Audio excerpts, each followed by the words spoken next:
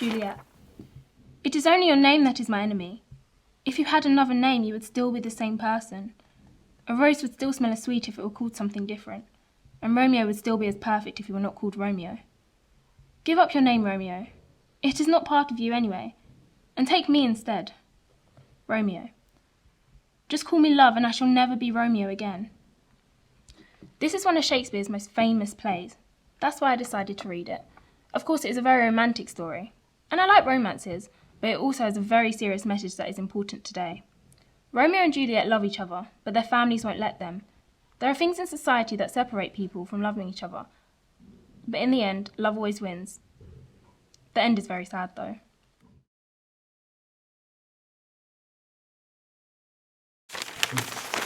The cub had many things to learn. The world was full of surprises for him. He was very much alive, very happy, and very proud of himself. One day, however, life suddenly changed. The cub ran down the river to drink early one morning. Suddenly, he saw and smelled something strange. 5 strange animals were sitting in front of him. The cub had never seen men before, and suddenly he felt very small. I really enjoyed reading this book. The sentences were short and direct. It was easy to understand. And the writer introduced characters really clearly, like White Fang. It was interesting to see how White Fang changed throughout the novel.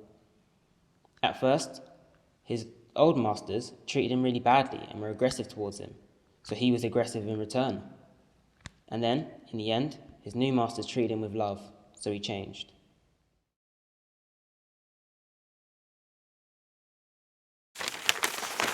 "Do not kill me yet," the monster cried.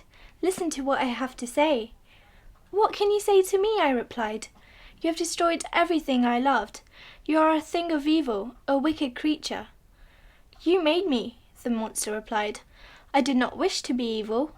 I wanted to be your friend, but you made me ugly and ran away from me. I asked you to create a friend for me, but you destroyed her. I had no family to love, so I destroyed yours.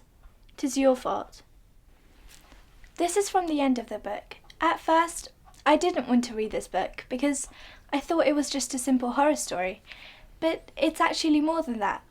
The relationship between the doctor and the monster is really interesting.